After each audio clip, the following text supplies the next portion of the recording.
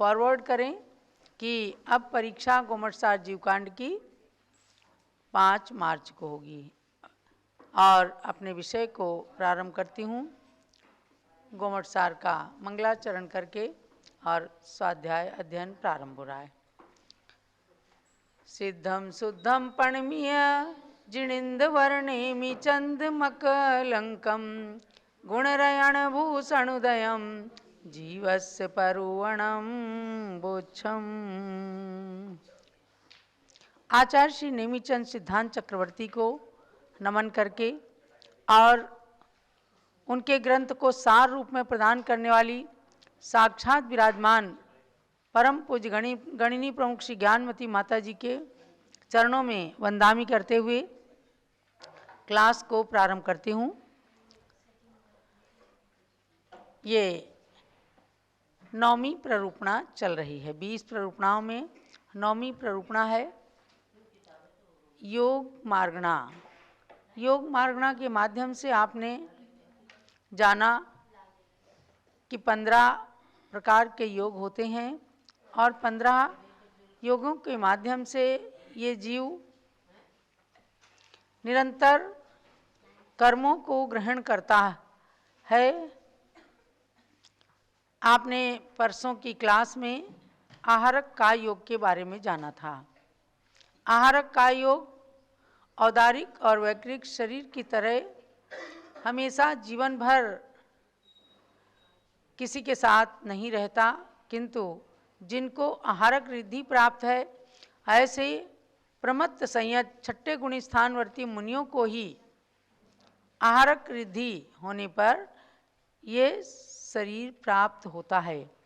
इसमें विशेष ये जान लेना है कि 7वें गुण स्थान में यानी अप्रमत्त अवस्था में ये जीव आहारक का बंध करता है और उसका उदय छठे में प्रमत्त संयत अवस्था में आता है।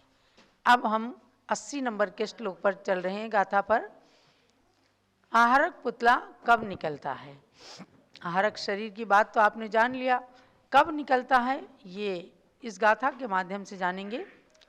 नियखेते केवली दुग नियखेते केवली दुग विरहे निक्कमण पहुधि कल्याणे विरहे निक्कमण पहुधि कल्याणे परखेते संवित्ते परखेते संवित्ते जिण जिण घर वंदना ठम च जिण जिण घर वंदना ठम च।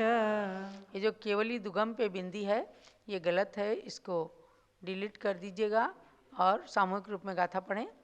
नियखेते केवली दुग विरहे निक्कमण पहुधि कल्याणे परखेते संवित्ते जिण जिण घर वंदना ठम च। निज क्षेत्रे केवली द्विक विरहे निष्क्रमण प्रभृति कल्याणे परिक्षेत्रे संवृत्ते जिन जिन ग्रह वंदनार्थम च।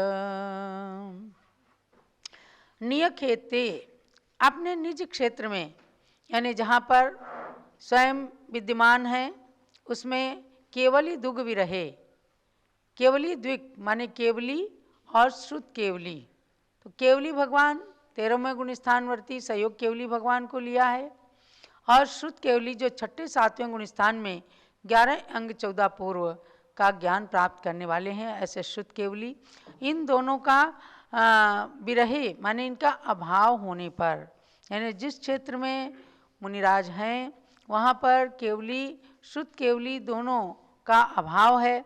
निक्कमण पहुधि कल्याणे पर खेते संबिते, उनका अभाव होने पर पर खेते माने दूसरे क्षेत्र में यानी खुद यदि भरत क्षेत्र में है तो वहाँ पर केवली श्रुत केवली का अभाव है, तो दूसरी जगह विदेह क्षेत्र में जा करके और निष्क्रमण आदि कल्याणकों में पहुँच करके जिण जिण घर बंधन अठमचा यानी कि जब दूसरे क्षेत्र में औदारिक शरीर से नहीं पहुँचा जा सकता ऐसे समय में यदि किसी को आहारक रिद्धि हुई है और दूसरे क्षेत्र में वे जा सकते हैं अपनी आहारक रिद्धि के द्वारा, तब वहाँ पर जहाँ केवली श्रुत केवली विद्यमान हैं वहाँ उनके विद्यमान रहने पर, अथवा कहा कि जहाँ तीर्थंकरों के दीक्षा कल्याणक आदि कल्याणक चल रहे हैं, 3 कल्याणकों में से किसी कल्याणक के होने पर वह आहारक पुतला निकल करके जा सकता है। तथा जिनेंद्र भगवान जिन ग्रह चैत्यालयों की वंदना करने के लिए भी आहारक रिद्धि वाले 6ठे गुण स्थानवर्ती प्रमत्त संयत मुनि के आहारक शरीर नाम कर्म के उदय से ये शरीर उत्पन्न हुआ करता है।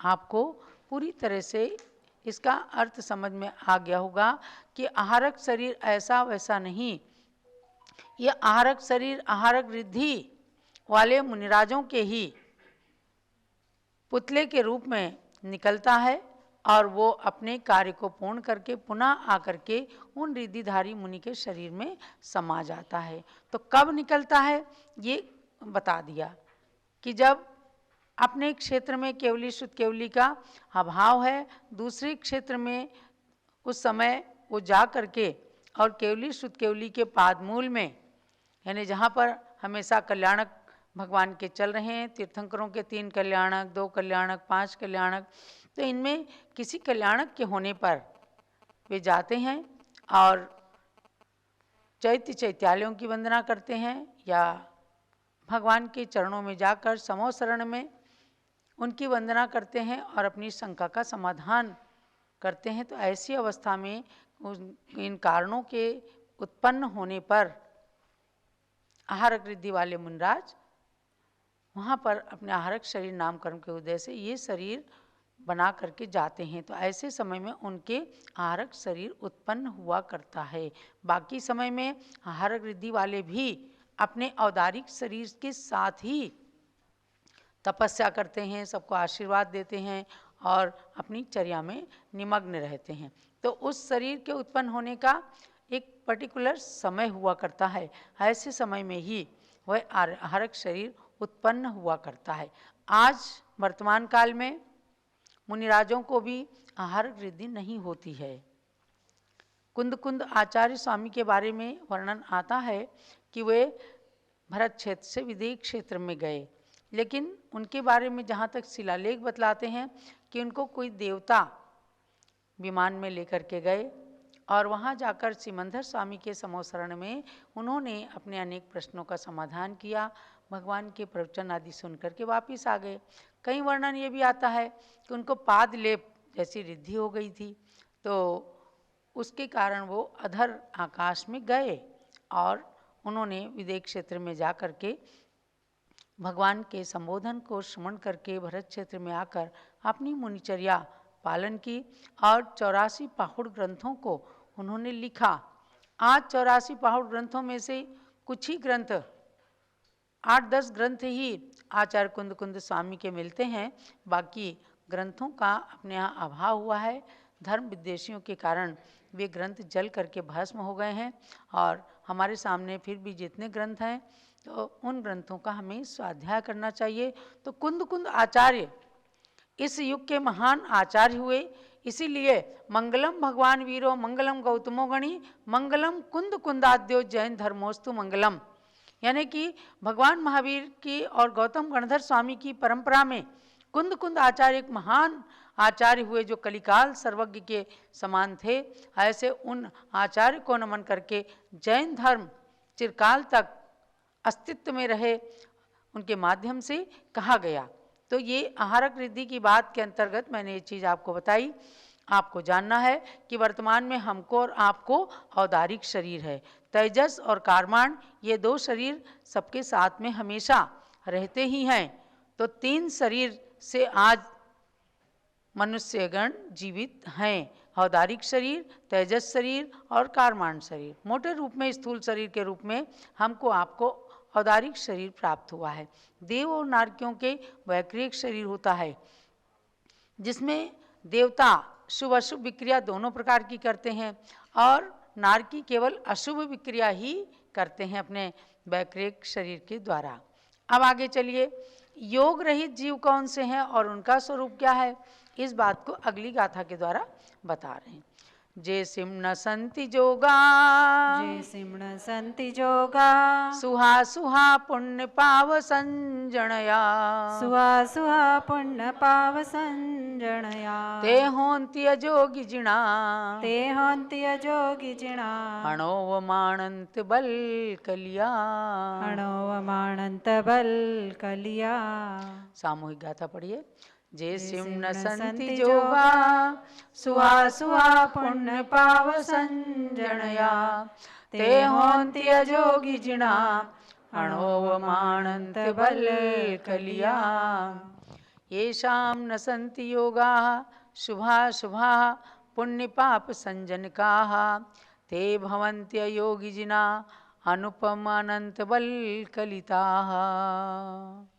जैसिम न संति योगा, जिनके योग नहीं है, यानी योग का अभाव हो गया। कैसा योग? सुहा सुहा पुण्य पाप संजनिया, यानी पुण्य और पाप के कारणभूत जो शुभ और अशुभ योग हैं, जिनके निमित्त से पुण्य और पाप करता है मनुष्य। शुभा पुण्यस्य अशुभा पापस्य, आप पढ़ते हैं कि शुभ कर्म से पुण्य का आश्रय होता है, अशुभ से पाप का आश्रय होता है।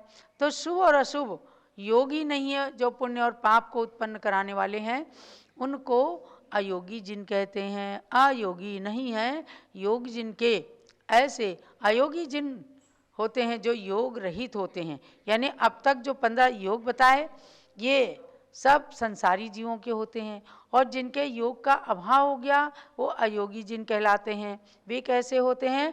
अणोव माणंत बल कलिया, माने अनुपम और अनंत, अनुपम और अनंत बल से युक्त होते हैं।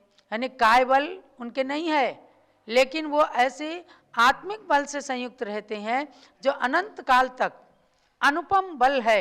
यानी शरीर का बल तो क्षीण हो सकता है, पर आत्मिक बल, क्षायिक बल जो उनको प्राप्त हुआ है अंतराय कर्म के नष्ट होने के कारण, पूर्ण रूप से अब अनंत बल जिनके पास में है, जो संसार के प्राणियों से बिल्कुल अद्वितीय हैं, अनुपम हैं, ऐसे भगवान अयोगी जिन वे योग रहित होते हैं।